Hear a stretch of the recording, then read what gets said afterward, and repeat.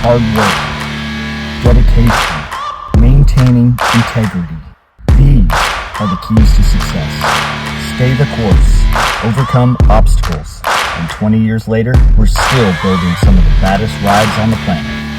Our talented staff brings years of combined expertise to every project we take on, and the results are durable, reliable, and race-proven.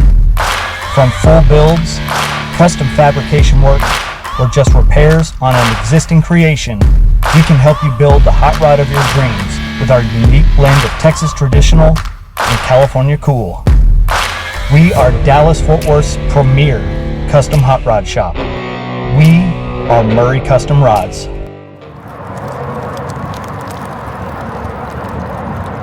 We are onto the front here on Shorty's car. We've got some lower and upper control arms that we've designed for ourselves, and we are going to pull some quick measurements off of these ones that are on here. See where we wind up. We're gonna cycle through this suspension right here, kind of feel around, see how much room we have, see if there's something that we could gain from either shortening the control arms or like the lower control arm, or lengthening the upper control arm.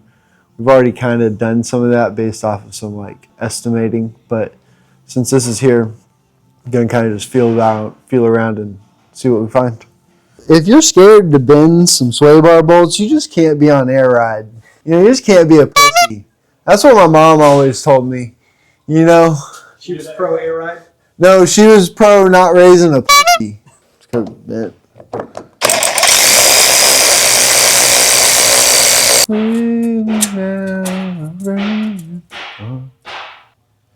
10 inches on the upper. Alright. We'll look at what we got on the computer. This be she. Ooh. Good job, Frank. Just a good looking part, buddy. So my concern is that if the lower control arm is too long and the upper control arm is too short, as you're sitting at a lower ride height than what is stock, your camber on your wheel is going to be pulled in. I can't tell if this is slotted. I think there is some camber adjustment in these. We'll find out here pretty soon. So you just put a bunch of caca in it. Tape. It's fucking tape. Cinta verde. Well, it is a custom car, so. Yeah, dude. The Hero How to Merc was held together by fucking business cards, dude. Legit. And when they rebuilt it, they put the same business cards back in the same spot.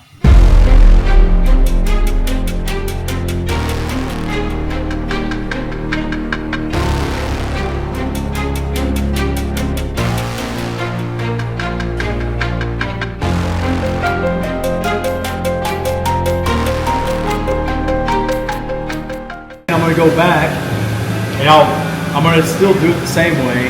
However, I'm probably going to take like a 5,000th pass with the base wheel just to try and make it special. And we'll have some upper lengths. And then we'll have upper cross shafts. Yes, sir. Testing. 1, 2, 3. Mic check. Mic check.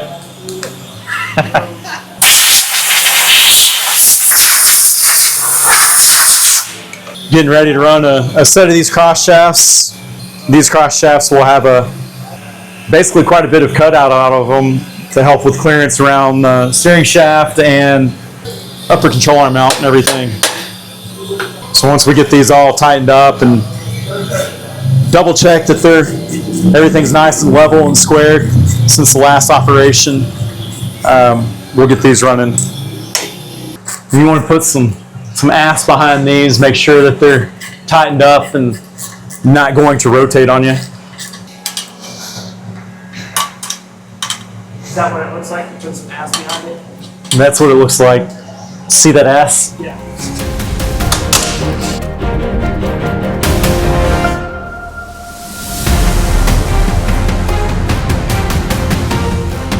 I'm gonna go alter my program real quick.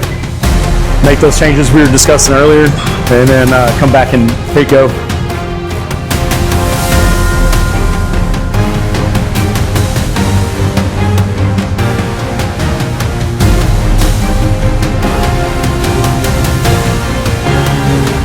You're running for the next hour and a half. That's how long it takes? For this one side. Don't stand too close to the machine, because now I look like I pissed myself. But you did. Everybody my age pees their pants. It's the coolest. You ain't cool unless you pee your pants. First operation just finished up, and so now what we do is we're gonna unbolt these and we're gonna swap sides, but upside down, and we're gonna run the second operation. That's the finished part after it's machined the second operation, and from here they would go to zinc coating, get zinc coated, and be ready for installation. Lower control arms out of ASA. All right, is that going to hold up? Run down the road, get to what, 80, 90 miles an hour? Is it solid infill? No. Okay. You can see how solid that's 2%, 5%. I forget what that is. Very low. So rather than I mean, it will eventually. So where it's marked with the marker, that's got to be adjusted. Which Okay. is what. So when you print them, are you gluing them together to get the this piece? I made these little keyway. Oh, okay. So we have Lego lower control arms for Maka. Perfect. So because it works on the computer doesn't mean it works in real life. We ran into some clearance issues. So Frank 3D printed these. It's not the entire upper control arm, but it's enough to where we can get an idea. So we kind of snap those guys into place. A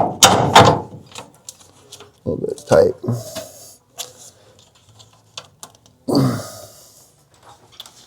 And from here, you can kind of get a more accurate view of where we're hitting. So we kind of already went through and marked this out right here, but we're going to wind up removing about all of that right there.